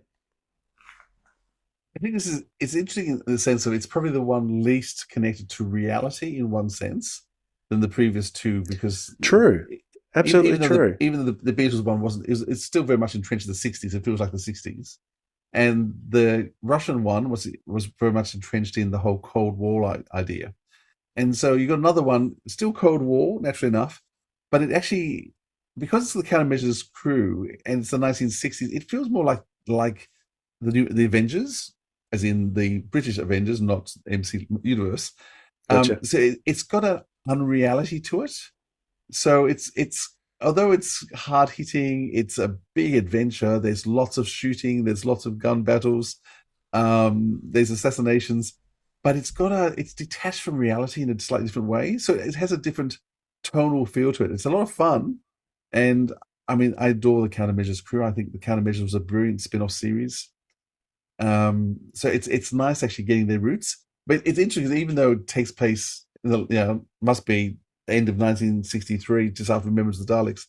Obviously, that both the Doctor and Ace have gone back in time before this starts, because they're both well entrenched in their worlds. The Doctor's gone back far enough to get him to run as a politician, to get himself elected as an MP. That's to right. Now be serving. So he's been serving for possibly years in the British government. So he's gone back in time to do all that. And at this point, though, so all those other... I think at the end he makes mention that he has continued to stay on as a minister, but then he's come back. That's right. He comes to pick up Ace, but he's come back from 3 years because he's wanted to keep serving his constituents. Finished his term, yeah. So he's done another 3 years and seen them out, and now come back to pick up Ace, having done the 3 extra years. And she's just blasé about it. And he does talk about the time that he's got to be careful because he knows there's lots of himself running around. He talks about the fact there's 3 of his present incarnation, as well as other incarnations, and so one of those other incarnations is Remembrance of the Daleks, Sylvester, Seventh Doctor, and Ace running around. So that's one of them. He has to avoid that whole incident happening, even though he's still serving as an MP. So when you think about what's going on, there's a lot of complexities happening in there. Yeah. I love the way that John's structured in terms of the first episode. It feels like a Countermeasures episode, in some ways more than a Seventh Doctor Ace, but that was actually quite typical of the period. So I like how the fact it runs like that, and then it becomes some major gun battles and adventures and motorbikes. There's a very interesting scene which struck me quite powerfully, was when they surrendered, because the British idea that if you show a white flag, then they'll do the honourable thing, and that gets broken in a fairly twisty, clever way.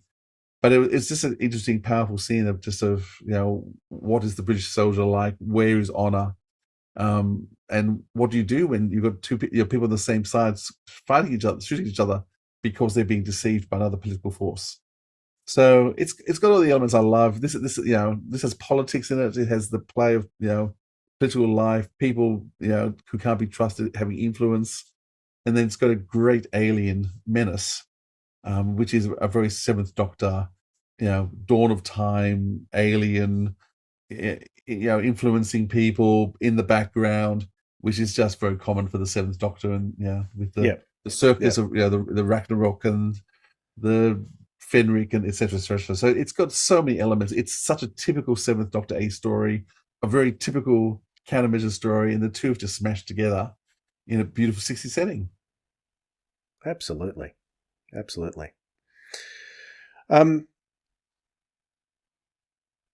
I can't think of anything else to say, Philip. Well, maybe we should ask John Dorney what he thinks and how he came about writing some of this. You really want me to keep that in the podcast? I don't care. Don't you? Let's keep it in then. Okay, then let's go to John Dorney.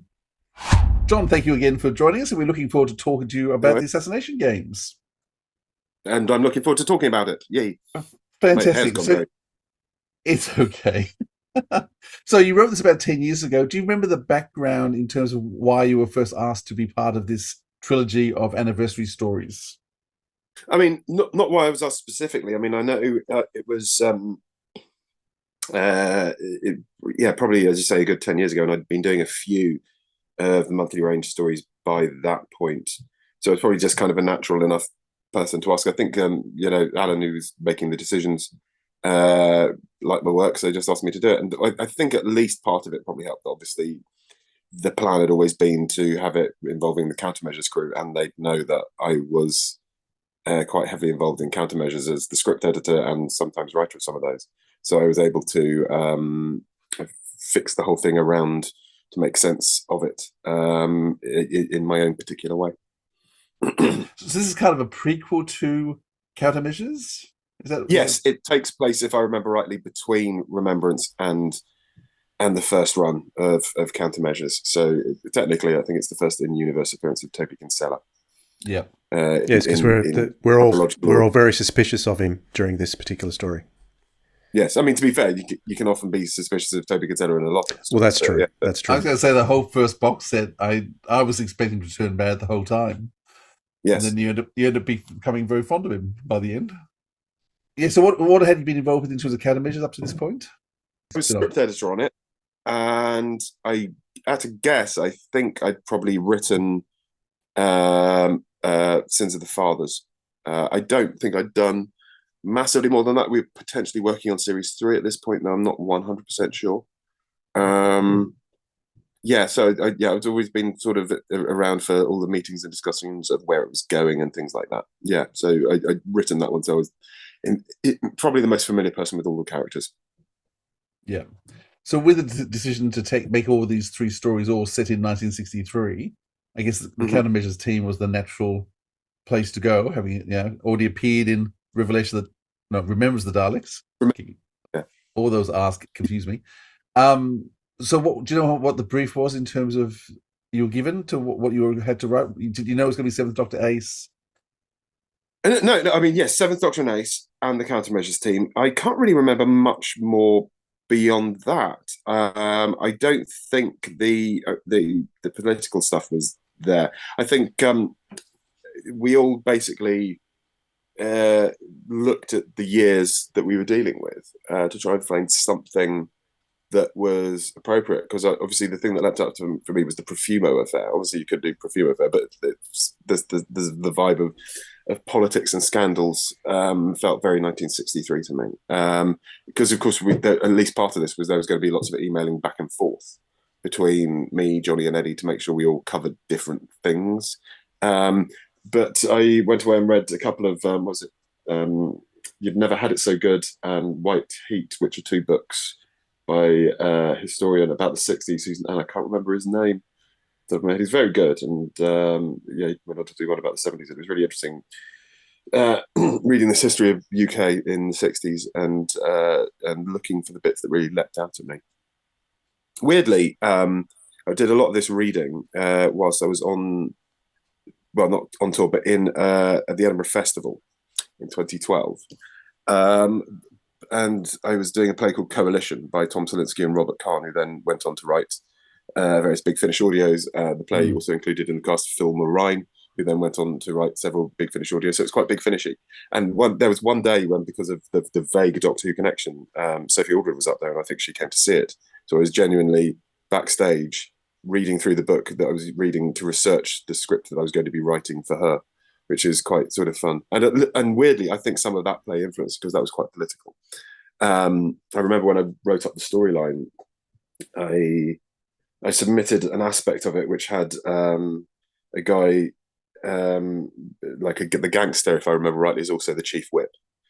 It's the same, pretending to be both people. And Alan sent a note back going, you can't have someone pretending to be the chief whip, because that's like, hiring someone as the presenter of Gardener's Question Time or whatever, TV thing. And I was pointing out, going, no, you've been misled by House of Cards, which was about Ian Richardson as the chief whip, because I was doing this play which involved a chief whip. I knew that the chief whip is secretive and doesn't go on camera and isn't widely known. So he's exactly the best politician you could hide as, because nobody knows who the chief whip is. Well, we probably do if we look it up, but you wouldn't necessarily recognise who it is at a glance. Well, it's like the new Speaker of the American House was the chief, assistant whip, and no one knew who he was either. Yeah. You mentioned House of Cards there. I was just wondering how much of influence that had. There was, Sylvester does say the famous line of, you might possibly think that, but I couldn't possibly comment. Oh yeah, that was in there. Also, the other thing that I think is a fairly obvious influence is Moonraker, with a bit at the plot is sort of a bit of riff on the book of Moonraker specifically. So yeah, so those things are in there. And the House of Cards I watched, I think. I watched lots of sort of political dramas though. So there was also I remember doing a Very British Coup, I think. Yep. The sort of magnificent central, well, a big role for Geoffrey Beevers in it, from what I remember. And I think I did some others, but I can't for the life remember what they were at the moment, I'm afraid.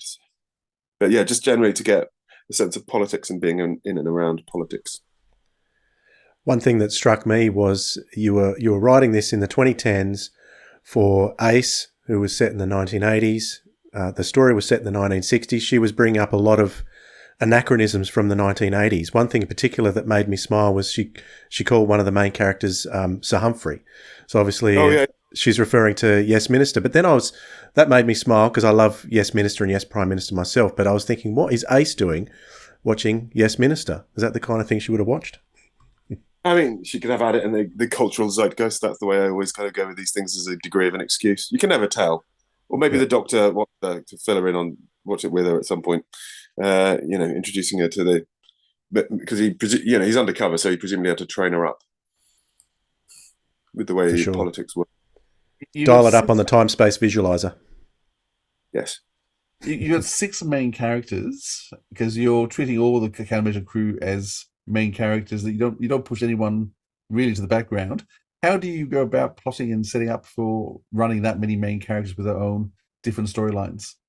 I mean, with great difficulty, I remember. I think I was aware that I would probably hold back on Sir Toby a little bit because he could be a bit distant.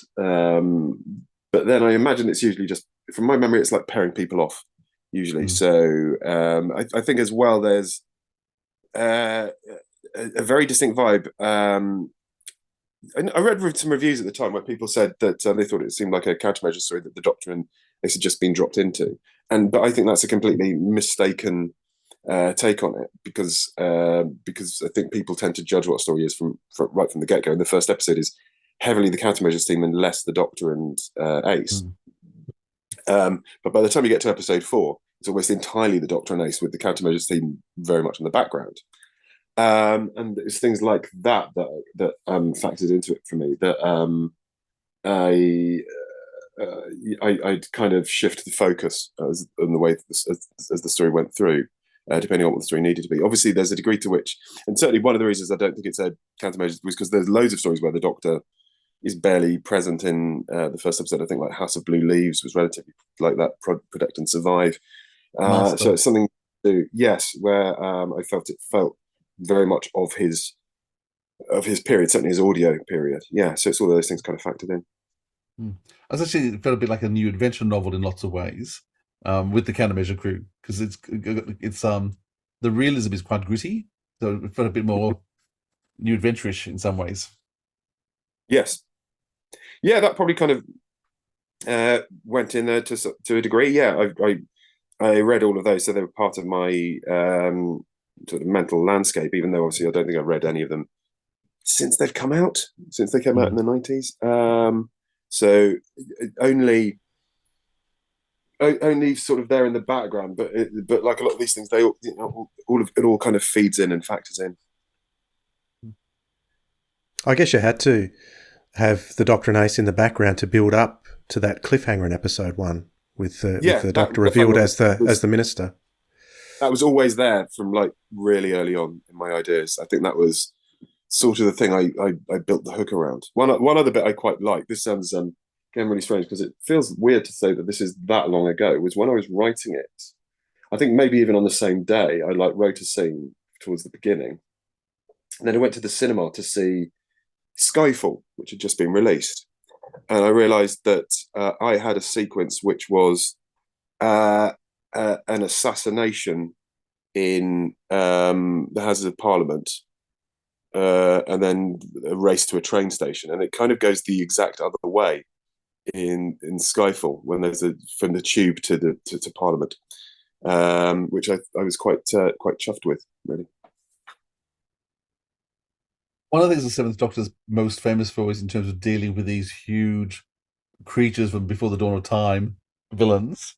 like Fenric, etc. Yes. So you created did you create the light? Was that your The concept? light. Yeah, they were mine. Yeah, and they were just fun. I can't remember where they came from. I think yeah, I think again vaguely being aware of the Illuminati as a concept, and people being paranoid conspiracy theorists all the time. It was all in my brain. So yeah, I think they came from that, and then we decided to pick them up again in the Countermeasures series proper, because it felt like they were a big enough threat and big enough foe that it was worth dealing with. But yeah, there felt like there were loads of strong ideas to be built around that, with the idea of these sort of secret rulers of the universe thing, which I still really like as an idea. I feel I could bring them back at some point still. They're fun. No, I was going to ask you, have you thought about bringing them back? Because they have a lot of potential in terms of influence, and I guess it's the secrecy behind it all, and the power control and stuff. Well, it feels very McCoy, doesn't it? It feels like that they're a good match for him, because he's so behind the scenes manipulative, and they're behind the scenes manipulative. All these things I really rather liked. I think I've written it down actually in my notes ideas list as something like a cuckoo monster, aliens that infiltrated, and I thought that way, which I felt was where it probably is another factor where it came from. So how much politics were you deliberately trying to insert in terms of the storyline and character play? As in, I mean, I don't think making any political comments, but I really wanted it set within that world to feel of that world. So yeah, it was fairly definitely factored in. Also, because there is something about assassination I find inherently disturbing, as I think it kind of is, really, because it's news. It's usually always murder, and it's usually always public, and this the creepiness of that I find is very evocative. But so it all kind of tied into politics there. I don't think I did plenty of research, so I meant that somebody tweeted me or said something to me at one point saying, "Oh, John, there isn't a deputy prime minister in 1963." I go, "Yeah, that's why I could kill him." Because everyone I killed, those jobs don't quite exist, so it sort of still fits around the real history, ish, if you squint. But yeah, so not masses, I suppose, is the answer, because I didn't want it to be about politics. There was a plot beyond that, but yeah, it factored into it clearly. Yes. It was similar to Johnny Morris in his story, The Space Race, when he was researching the Russian history at the time. Because there were so many gaps in there, he could invent certain amounts of history too. So you're doing something in a similar way there. Yeah, if you're doing one that's actually set in 1963, you've got to use some of the actual things from 1963. But at the same time, yeah, you can't suddenly have Harold Wilson murdered. So it's all kind of problematic on those terms. So yeah, finding ways around that was part of the joy of it, really. Yes. I mean, interesting. Assassination had a fairly key theme in Johnny Morris's too, because he's got the assassination of Kennedy as part of the central idea of some of the things that he's doing as well. So the assassination of prime ministers becomes a bit of a theme across 1963. Well, yeah, again, that's the other reason I think I went for it was because it was, again, that's the other thing we associate with 63 is the assassination of President Kennedy. So it feels like that combined with Christine Keeler all kind of fed into what I was aiming for. Felt doing politics and assassination felt like it was the area to be aiming for. It's good having this conversation because I'm reminding myself of the things that actually inspired it. Now we're talking it through. I'm glad we can remind you what you're thinking 11 years ago when you wrote this. Yes, exactly. You were writing for 6 very well-known voices in your head. Is knowing those voices so well a hindrance for a writer or a help for a writer? Oh, it helps. 100% it helps. For me anyway, because I can imagine the performances and I can imagine the way they'll deliver the lines, and they'll always come in and surprise you, but it really helps like differentiate the characters and give them all the different vibe. I will advise people then if they're writing something to like imaginary cast it as well. So not necessarily somebody who could ever play the part, but necessarily even people who are alive, but someone where their voice, and that's the voice of the character you want. So you can keep the voice of the character consistent throughout, really. And so that made life a hell of a lot easier, really, because they're all very distinct people to write for with very distinct vocal performances that helped me through it. Really, yeah, it was very fun to do. And it worked out to be a very large cast. Was budget ever an issue for you, or you just wrote and let someone else worry about that? I did keep an eye, but I was also very aware. I'm very careful when I do these things of how the characters are split up. So I don't think all of the guest casts were in on the same day, because we were able to balance it around the two discs quite carefully. One of them was my old drama school colleague Gerald Kidd, which was quite a delight. I think he was only in for one day, and he was playing the chief whip, from what I remember. And he played 3 characters in the end. Yeah. Yes, yeah, it's chief whip and the gangster. Yeah, and it was really lovely to see Gerald, because I hadn't seen him in a while at the time. The voices and the multiple characters. Yeah, it's also with that. I did enjoy the fact that I could use the doubling as a disguise. So because people would assume these people were just being doubled by the same actor, but no, they're the same person, but just pretending to be multiple people. It's quite a nice idea, really. So yeah, that was fun to do. Good. Anything in the production that you would change now? I mean, not really. I still feel very proud of it. It's a favourite of mine, and it's one I really liked writing, and I think it's got the right kind of tone and style and grittiness to it. That I don't think I would. I think it all came together in pretty much the exact way I'd like it to. All right, it's always great to talk to John Dorney. So thank you, John, for taking the time to talk with us about the Assassination Games. And once again, go back and check out Countermeasures. If you like that story, you will love Countermeasures as well. Really good stuff. So that leaves us only to make some recommendations. So we thought on this occasion, Philip, we would just recommend the 3 stories we've been talking about. What do you think? Well, you're letting me go first, then you're not. You're just recommend them. It's over. It's done. It is over. I've crossed you off the list. For once in my life, I've crossed you off. I would highly recommend these 3 stories. They're very different. Different writers, different styles, all set in the same couple of months in history, but they've really captured different things. So, I think you will enjoy all of them for different reasons. Yeah. And if you enjoyed the Assassination Games, go back and check out our recent interview with Hugh Ross. We spoke with him recently, Toby Kinsella, among many other roles that he's played in Big Finish. So check that one out. You can check out Pamela Salem too, because we also spoke to Pamela about Countermeasures, as well as her work in Blake 7 and Doctor Who. Yep.